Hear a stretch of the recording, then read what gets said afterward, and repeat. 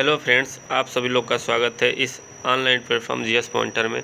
आज के इस लेक्चर में हम उत्तर प्रदेश के प्रमुख जो पश्चिम बिहार हैं उनसे पूछे जाने वाले प्रश्नों को देखेंगे। जैसा कि आप लोग को पता है, उत्तर प्रदेश में कई वैकेंसियाँ आई हैं, उनका नोटिफिकेशन भी आ चुका है और कुछ ही समय बाद एग्ज़ाम भी होंगे। तो इस टॉपिक से आपको उस एग्ज़ाम में 2 से 3 प्रश्न देखने को मिलेंगे, तो इसको अच्छे से कवर कर लेना है ताकि इससे जो भी प्रश्न आपके आए तो एग्ज़ाम में गलत ना हो। इसको हम मैप के माध्यम से भी समझेंगे ताकि काफ़ी लंबे समय तक आपको याद रहे। तो जो लोग चैनल पर पहली बार आए हैं, चैनल को सब्सक्राइब करना ना भूलें और वीडियो अच्छा लगे तो कमेंट ज़रूर करें। तो चलिए हम बात करते हैं उत्तर प्रदेश के वन्यजीव अभयारण्य की। सबसे पहले हम बात करते हैं उत्तर प्रदेश को छोड़कर अपने देश की कि भारत में वन्यजीव अभयारण्य की शुरुआत कब हुई थी। तो सबसे पहले आप लोग को पता है, जैसे 1935 में सबसे पहले काम देहरादून में स्टार्ट हुआ था। 1935 में देहरादून में सबसे पहला जो मोतीचूर वन्यजीव अभयारण्य की स्थापना हुई थी।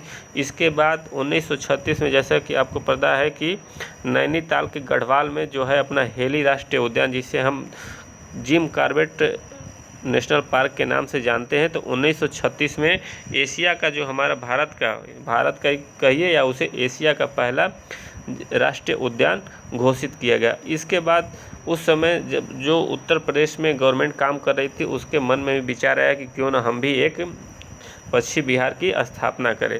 तो उत्तर प्रदेश में 1968 में जो गवर्नमेंट काम कर रही थी, 1968 में लखीमपुर खीरी पीलीभीत में पहला अपना पश्चिम बिहार बनाया। 1968 डेट आपको याद रखना है, कब? 1968। कहाँ पे? स्थान का नाम याद रखना है कि लखीमपुर खीरी पीलीभीत में दुधवा पशु विहार, दुधवा टाइगर रिजर्व की स्थापना की गई थी। तो इस फैक्ट को आपको याद रखना है। और ये पूरी कहानी कि प्रदेश में अपने भारत में कब हुआ, इसके बाद उत्तर प्रदेश में 1968 में आया। और दुधवा राष्ट्रीय उद्यान में बात करें आपके, तो बारहसिंगा और शेर जैसी प्रजातियों को संरक्षण उसमें दिया जाता है। इसके बाद 1968 के बाद 1987 में आपको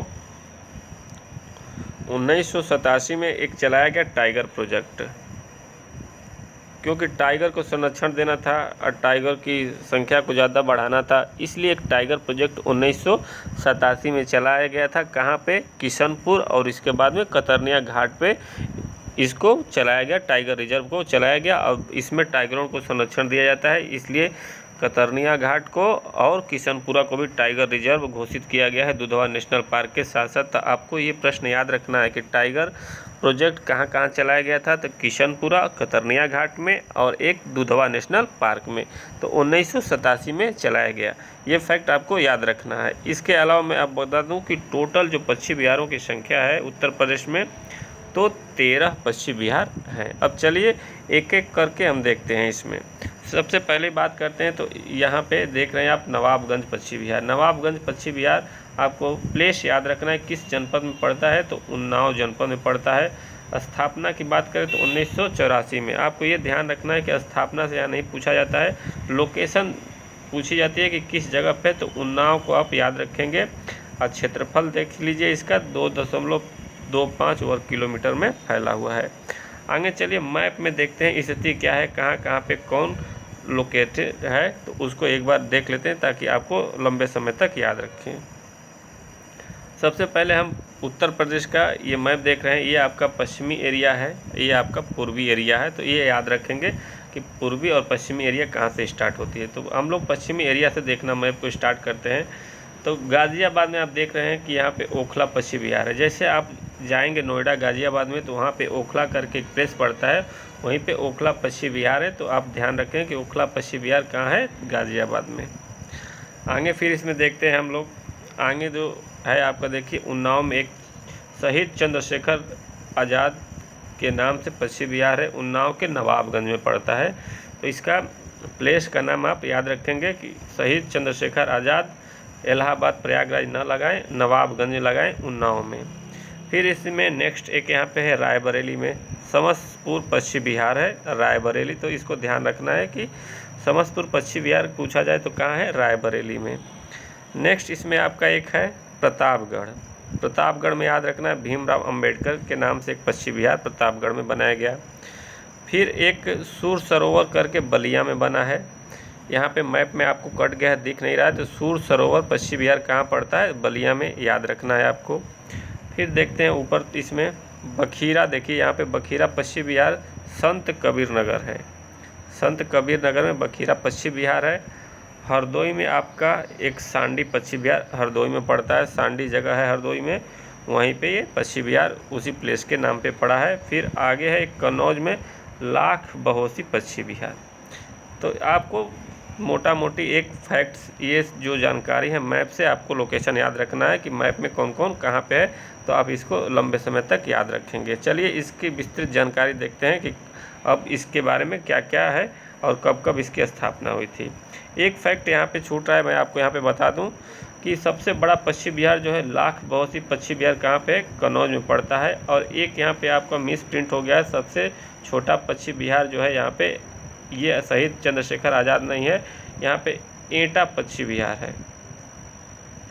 एटा करके पश्चिम बिहार सबसे छोटा एटा है, उसे आप याद रखना कि सबसे बड़ा जो है लाख बहोसी और सबसे छोटा पश्चिम बिहार जो है पटना पश्चिम बिहार जो करके एटा में पड़ता है। तो उसको याद रखना कि सबसे छोटा एटा में है पटना करके नाम से, पटना पश्चिम बिहार है, सबसे बड़ा लाख बहोसी। आगे चलिए एक एक करके इनको अब हम लोग देख लेते हैं।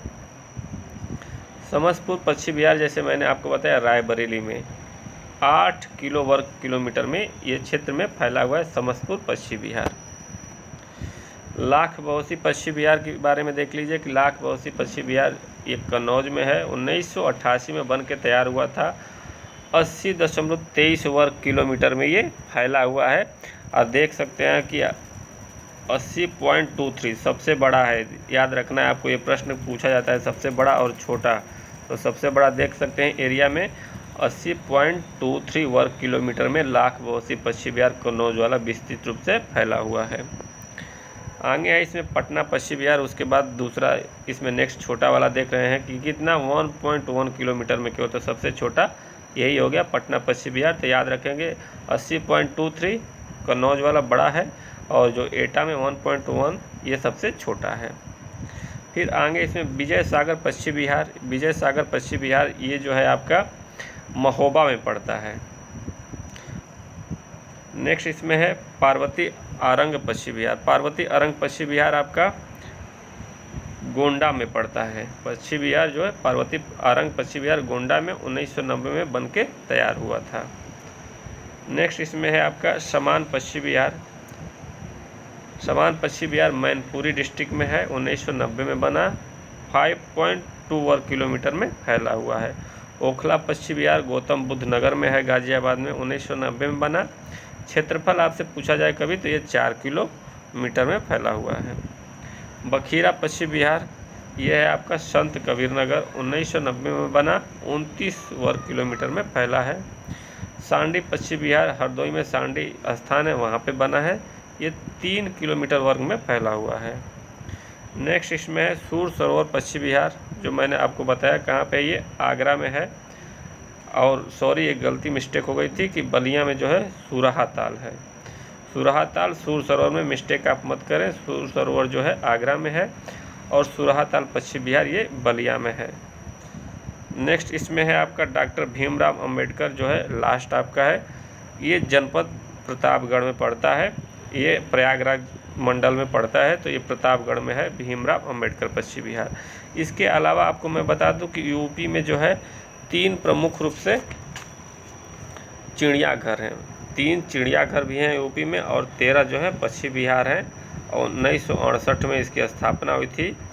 और जो चिड़ियाघर है कौन कौन से है, तो एक वाजिद अली शाह करके है, लखनऊ में है, एक आपका कानपुर में है, दूसरा कानपुर में और तीसरा आपका गोरखपुर में है। तो इसको भी आप ध्यान रखेंगे कि ये 3 जो पश्चिम बिहार हैं प्रमुख रूप से चिड़ियाघर 3 ठो है और 13 पश्चिम बिहार है। तो फ्रेंड्स ये वीडियो अगर आपको अच्छा लगे तो चैनल को ज़रूर सब्सक्राइब करें, शेयर करना ना भूलें और कमेंट ज़रूर करें। Thank you for watching.